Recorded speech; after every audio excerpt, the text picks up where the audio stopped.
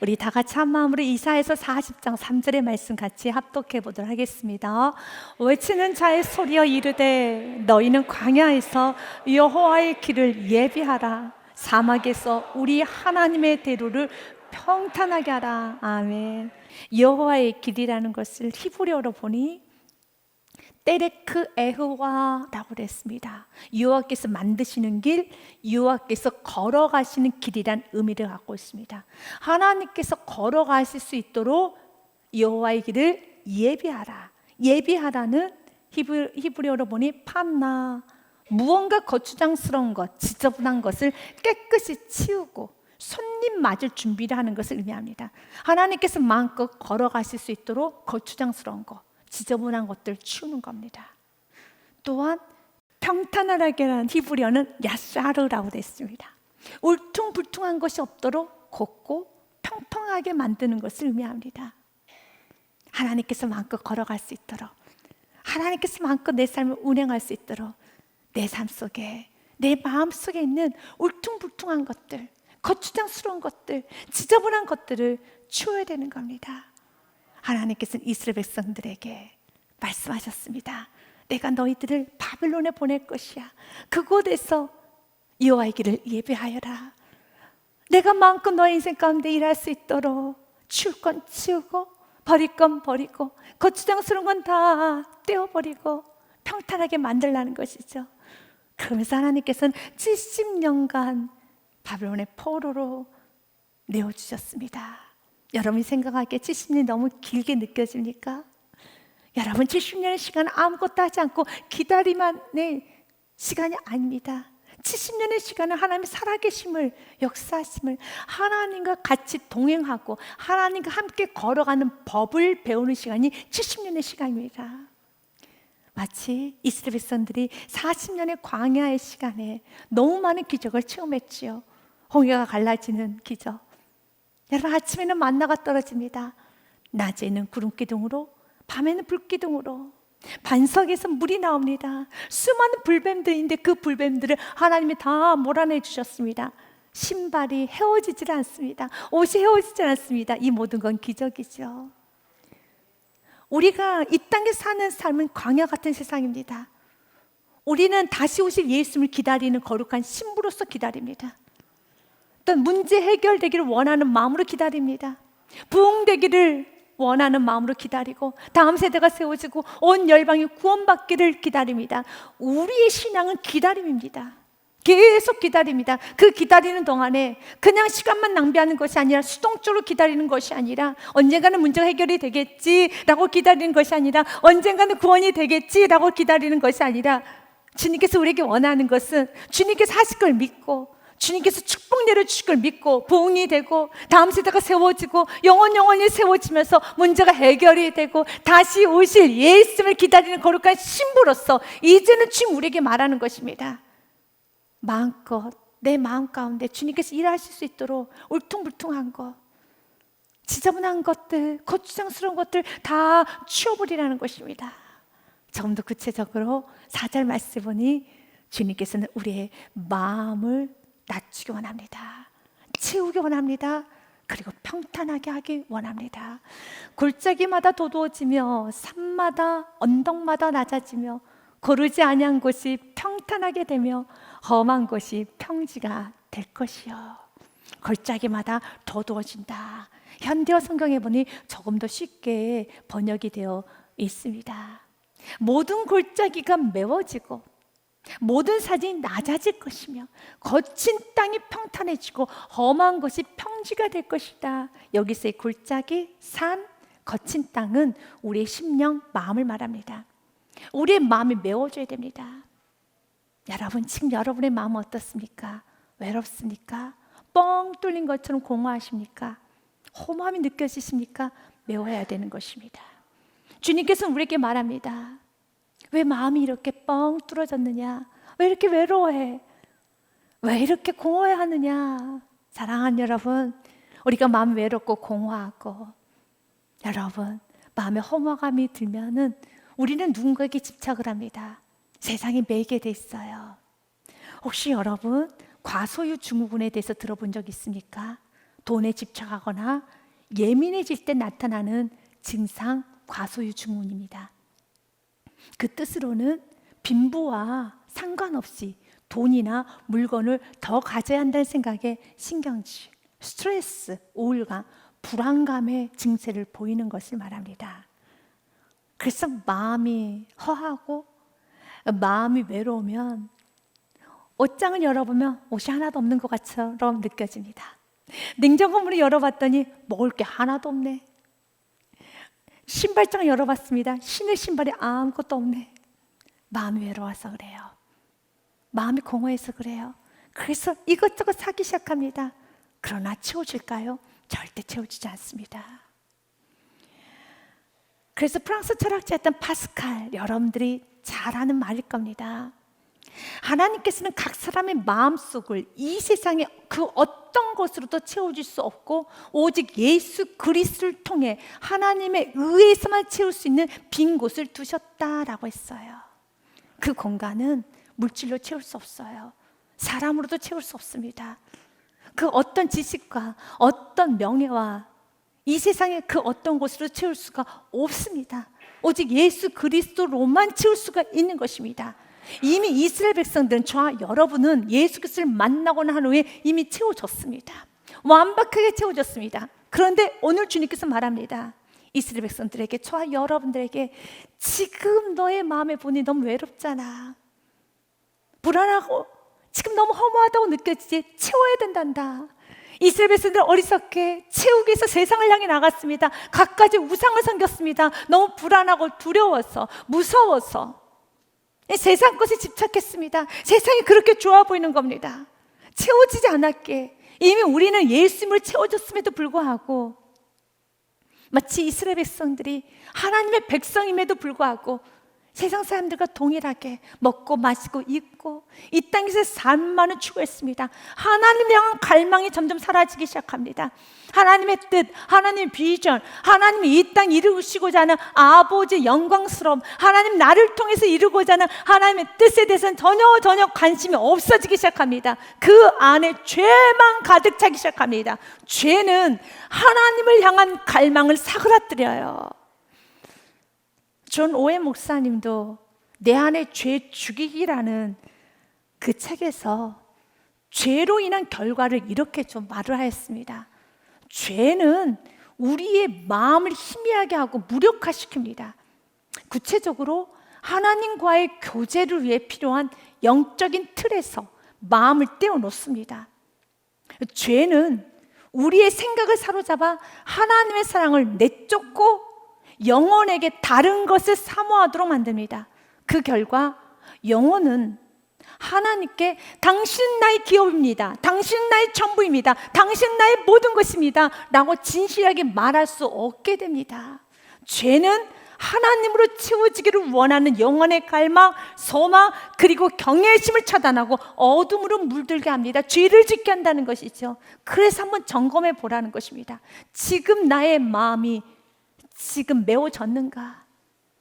혹시 지금 나의 마음은 비워져 있지 않은가? 너무 공허하고 너무 외롭다고 지금 외치고 다니고 있지는 않은가? 왜냐하면 그 속에 무엇이 있기 때문에요? 죄가 있기 때문에. 죄가 있으면 하나님 향한 갈망이 사라집니다. 내가 예수 그리스도로 충만해질 때 우리는 고백했었죠. 예수님이 나의 전부입니다. 예수님이 나의 기업이십니다. 예수님 한 분은 나는 만족합니다 라고 고백했던 그 고백이 오늘 이루어지기 원합니다.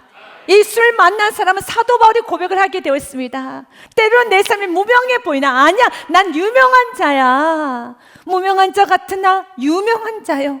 죽은 자 같으나 보라 우리가 살아있고, 징계를 받은 자 같으나 죽임을 당하지 아니하고, 근심하는 자 같으나 언제나 기뻐하고, 가난한 자 같으나 많은 삶을 부유하게 하고, 아무것도 없는 자 같으나 모든 것을 가진 자로다. 때로는 문제가 좀 있으면은요, 여러분, 내가 직장에서 쫓겨나고 사업이 안 되고 그리고 내가 이것저것이 부족해지면 정말 나는 무명한 자 같아요. 나는 가난한 자 같아요. 나는 근심이 많은 자 같아요. 나는 안 된 자 같아요. 그러나 예수 그리스도를 만난 사람은 곧바로 다시 고백합니다. 아니야, 나는 유명한 자야. 나는 부유한 자야. 나는 모든 것을 다 가진 자야. 채워졌기 때문에. 채워졌기 때문에 우리의 세상 속에서 이미 채워진 자입니다. 이스라엘 백성들은 하나님의 백성임에도 불구하고 그들은 하나님을 만족하지 못해서 이리저리 헐떡헐떡거리고 다녔어요. 이리저리 끼웃끼웃하고 다녔습니다. 그 결과 너무 많은 죄를 떡 먹듯이 지었다는 것입니다. 시편의 말씀처럼요, 죄를 떡 먹듯이 지었어요. 죄악을 행하는 자는 다 무지하냐. 그들이 떡 먹듯이 내 백성을 먹으면서 여호와를 부르지 아니하는도다. 하나님을 부르셔야 됩니다. 여호와께로 돌아오셔야 되는 겁니다. 그래서 하나님께서는 그들 안에 우상이 너무 많은 것을 알고 내어주셨어요. 바벨론에게 내어주셨습니다. 호세아서 말씀대로 찢으셨습니다. 하나님은 때로는 찢기도 하십니다. 오라, 우리가 여호와께로 돌아가자. 여호와께서 우리를 찢으셨으나 그러나 찢으시지만 않습니다. 도로 낫게 하실 것이요, 우리를 치셨으나 싸매어 주실 것입니다. 주면 싸매어 주십니다. 회복시켜 주십니다. 우리 안에 있는 모든 하나님을 갈망하는데 방해되는 모든 것들 다 제거하시면서 하나님으로 채워지지 아니하면, 구원의 감격으로 채워지지 아니하면 우리는 그 어떤 것도 채울 수 없습니다. 지금 우리의 마음 가운데 내가 하박국 선지자의 고백처럼 나는 할 수 있는가 돌아보십시오. 우린 이 고백을 해야 되는 사람인 것입니다. 비록 무화과 나무가 무성하지 못하며 포도나무에 열매가 없으며 감람나무에 소출이 없으며 밭에 먹을 것이 없으며 우리의 양이 없으며 외양간에 소가 없을지라도, 이렇게 없으면 어떻게 되나요? 여러분, 이렇게 없으면은 물건을 집어 던져요. 이렇게 없다 하면은요, 말에서 XXX가 나오는 거예요. 그러나 예수를 채워진 사람은 물건 집어 던지지 않습니다. 예수를 채워진 사람은요, 말에서 XXX 하지 않습니다.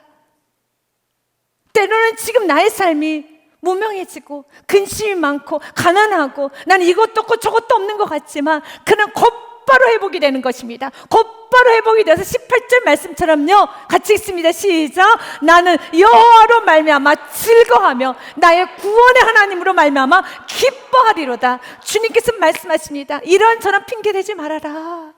이거 없기 때문에 내가 죄를 지은 거예요. 내가 이런 상황 때문에 죄를 지은 거 아니란다. 채워지지 않아서 나 예수로 채워지지 아니한다면 그 어떤 것도 채울 수 없기 때문에 주님은 첫 번째 우리의 빈 공간이 메워지기 원합니다.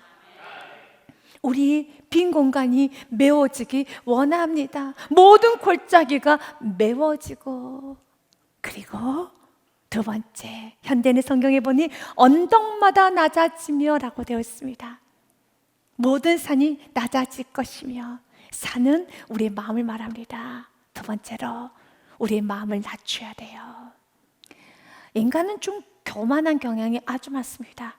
그래서 입술로는 하나님을 전지전능하다고, 하나님이 답이십니다, 하나님이 옳습니다 라고 하지만 하나님의 말씀 앞에 자신의 생각을 낮추지를 못합니다. 그래서 내가 예스한 건 끝까지 예스야, 내가 노하면 난 끝까지 노야, 그러는 것이 아니라 하나님은 우리가 마음을 낮추기 원합니다. 겸손은 하나님의 크심을 알고 나의 작음, 나의 부족함을 알고 언제나 겸손하게 하나님의 생각을 그대로 받아들이는 거지요. 이사야서 55장의 말씀에 보니 하나님과 나의 생각이 얼마나 다른 줄 아십니까? 이렇게 말합니다. 이는 내 생각이 너희의 생각과 다르며 내 길은 너희의 길과 다름이니라. 여호와의 말씀이니라. 이는 하늘이 땅보다 높음 같이 내 길은 너희 길보다 높으며 내 생각은 너희 생각보다 높음이니라. 높은 것을 인정하고 내가 아니면 아닙니다. 나는 그 생각, 그 완고함을 버리고 내 안에 있는 모든 고집을 다 버리고 주님은 나의 마음이 겸손해지길 원합니다. 히브리서 말씀에 보면, 고린도 후서 3장 14절의 말씀에 보면 완고함에 관한 말씀이 있어요.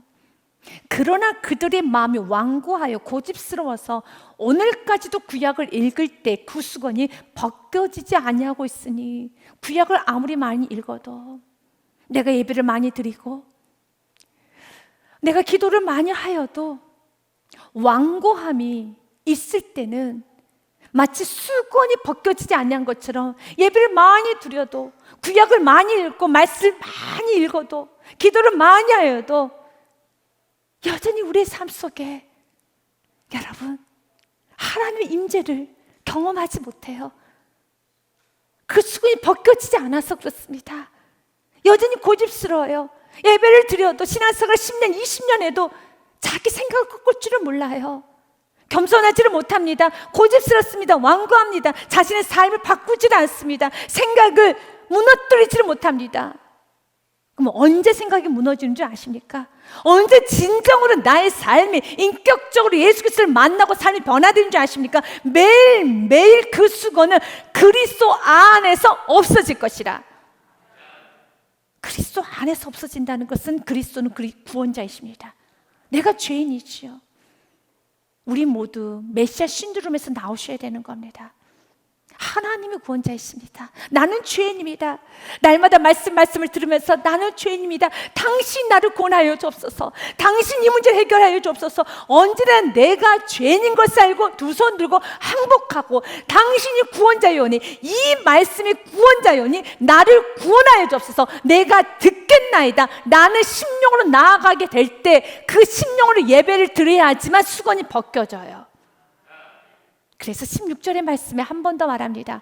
그러나 언제든지 주님께로 돌아가면, 내가 죄인인 것을 알고 나를 구원하실 분은 오직 예수 그리스도임을 알고 주님께로 돌아가면 그 수건은 벗겨집니다. 예배 시간마다 우리가 고백해야 되는 것은 나는 죄인입니다. 주여, 내 생각을 바꾸겠습니다. 내 생활을 바꾸겠습니다. 나의 패턴을 다 바꾸겠습니다. 주여, 내가 변화되겠습니다.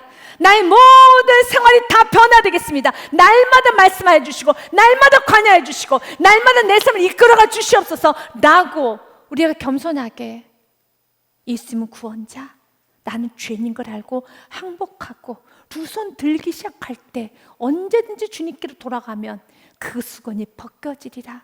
그리고 오늘 축복은 자유입니다. 17절의 말씀 같이 읽습니다. 주님은 영이시니 주의 영이 계신 곳에는 자유가 있느니라. 아멘. 세상에 매이지 않아요. 사람의 물질에, 환경에 매이지 않는 진짜 자유인이 되는 것입니다. 주님 오늘 우리들에게 말합니다. 두 번째로 이제는 마음을 낮추라는 거죠. 산은 낮아질 것이며, 또한 세 번째로 거친 땅이 평탄해지고 험한 곳이 평지가 될 것이란다. 우리의 거친 땅이, 우리의 마음이 평탄해져야 됩니다. 우리는 죄로 인한 상처가 있어서 왜곡된 경우가 많습니다. 울퉁불퉁합니다. 그래서 하나님을 오해하지요. 의심하기도 합니다. 그리고 사람들의 말도 의심합니다. 오해해서 듣습니다. 왜곡하여 듣습니다. 자기 자신을 비하합니다. 낮은 자존감으로 인하여서 믿지를 못합니다. 항상 의심합니다. 경계합니다. 불안해합니다. 두려워합니다. 우리의 마음이 평온해져야 되겠죠. 주님께서는 오늘 우리에게 말합니다. 지금 나의 마음이 불안해하고 두려워하고 무서워하고 있다라면 주님께서 오늘 말합니다. 나는 너에게 두려워하는 마음을 주지 않아. 결국 하나님을 믿지 못하기 때문에 내 속에 불신앙, 불신, 내 속에 세상 것을 탐하는 마음, 내 속에 이 땅에서 걱정, 의심, 무엇을 먹을까, 입을까, 마실까, 미래에 대해서 불안, 내가 여기서 더 안락하게 살아야 되는데 내가 살 궁리. 주님 우리에게 말합니다. 내가 사는 것이 아니라 예수 그리스도가 사시는 삶, 그분의 영광, 그분의 기쁨, 그분의 일하심, 그분의 사역을 우리가 집중하기 원합니다. 이것이 우리의 창조 목적대로 돌아가는 것입니다. 세상에 사는데 이해를 못합니다. 자기를 위해서 사는 거 아니야? 아닙니다. 나 자신을 위해서 살기 시작하면 우리는 두려워져요. 내가 모든 걸 다 책임져야 되기 때문에, 내가 모든 걸 다 해야 되기 때문에, 그리고 우리의 삶 속에는 절제가 없어서 매우 욕심스러워지고 매우 이기적이져 가고 매우 우린 세상적에 갑니다. 디모데후서 2장 7절 말씀에 주님 우리에게 말합니다. 하나님이 우리에게 주신 것은 두려워하는 마음이 아니요 오직 능력과 사랑과 절제하는 마음이니 지금 나의 삶 속에 능력도 사랑도 절대도 없이 분노만 쏟아내고 화만 쏟아내고 불안과 두려움에 한번 사로잡히면 어쩔 줄을 몰라 하고 끊임없이 부정적이고 걱정 근심만 한가득이다라면 지금 내 안에 두려워하는 영이 사로잡혀서 그렇죠. 주님께 돌아오셔야 되는 겁니다. 주님 우리에게 말하는 겁니다.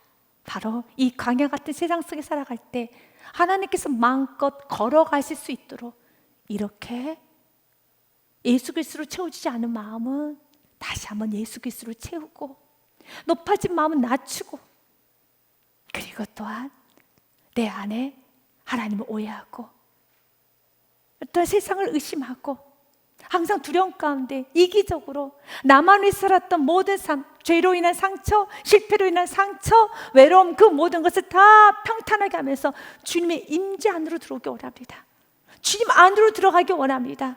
사랑하는 여러분, 주님께서는 이 광야 같은 세상을 살아가면서 주님과 동행하는 법을 배우기 원해요. 주님 안으로 들어가기를 원합니다. 그래서 오늘 본문의 말씀은 마지막으로 이렇게 선포하고 본문의 말씀이 마무리되어 갑니다.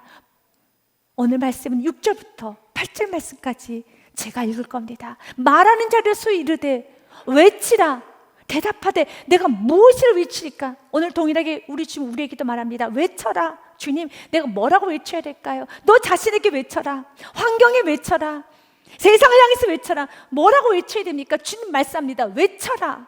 이르되 모든 육체는 풀이요 그의 모든 아름다움 들의 꽃과 같으니 풀은 마르고 꽃이 시듬은 여호와의 기운이 그 위에 불미라. 이 백성 실로 풀이로다. 외치라는 것입니다. 너는 풀이야. 넌 연약한 존재야. 거친 환경, 무선 환경, 대단해 보이는 그 환경을 향해서도 외치라는 겁니다. 풀이다. 이건 풀과 같은 문제야. 시들어버릴 풀이야. 여호와의 기운만 그 위에 불면 하나님께서 임재하시고 하나님을 좌정하시며 풀처럼 다 시들 수밖에 없는 인생. 먼저 나 자신에게 외치라는 겁니다. 너는 풀이야. 잘난 마음 갖지 말라는 거죠. 높아진 마음 갖지 말라는 것이죠. 대단한 마음 갖지 말라는 것이죠. 날마다 나 자신에게 외치라는 것입니다. 너는 풀이란다. 모든 환경 가운데 외치라는 것이란다. 풀이란다. 내가 움직이기 시작하면 여호와의 기운이 그 위에 불면 모든 것을 이 백성 실로 풀이로다. 그 당시 지금 이스라엘에서는 바벨론 포로로 끌려갔습니다. 바벨론 대단한 나라입니다. 그들은 포로지요. 대단해 보이죠? 그때 주님께서 말씀하십니다. 바벨론도 풀이야. 너도 풀이고 세상의 모든 사람 다 풀이로 한다. 그러나 8절이죠. 그래서 우리가 붙들어야 되는 것은 말씀이라는 것입니다. 같이 읽겠습니다. 시작. 풀은 마르고 꽃은 시드나 우리 하나님의 말씀은 영원히 서리라. 아멘. 풀 같은 나의 생각, 풀처럼 시들어버릴 수밖에 없는 나의 감정, 풀처럼 아무리 힘도 없는 이 환경 가운데 매이고 앙당 싸우고 붙잡고 주장하고 내세우는 그런 인생 살지 말고 날마다 외치기 원합니다. 풀은 마르고 꽃은 시드나 하나님의 말씀은 영원하리라. 하나님 말씀 붙잡고 그 말씀 순종하고 그 말씀에 엎드리고 그 말씀 믿고 가고 담대하게 나아가서 그 말씀이 삶 속에 그대로 이루어질 수 있도록 그 말씀이 그대로 성취될 수 있도록 여호와께서 마음껏 걸어가실 수 있도록 하나님의 길을 예비하여라. 하나님의 길을 평탄케 하여라. 이것이 바로 우리가 이 땅에서 다시 오실 메시아이신 예수 그리스도를 기대하는 거룩한 신부로서의 삶이라는 것입니다. 지금 오늘 또 외치기 원합니다. 우리 같이 외치기 원합니다. 저를 따라하겠습니다. 하나님, 나는 풀입니다. 모든 문제는 풀과 같습니다. 믿으십니까? 하나님의 말씀만 영원합니다. 하나님의 말씀만 영원합니다. 아멘. 날마다 외치셔야 됩니다. 나는 풀입니다. 모든 문제는 풀입니다. 세상은 풀입니다. 여호와의 기운이 움직이며 당신께서 움직이시며 마음껏 일하시며 모든 건 다 사라지게 되어 있습니다. 나는 순종하렵니다. 나는 믿습니다. 난 나아가겠습니다. 하나님 말씀만 영원히 서리다. 이번 한 주간도 그 말씀 꼭 붙잡고 그 말씀이 여러분 삶 속에 그대로 이루어질 수 있도록 언제나 예배하시길 바라겠습니다. 이번 한 주도 승리하시길 주님의 이름으로 축복드립니다.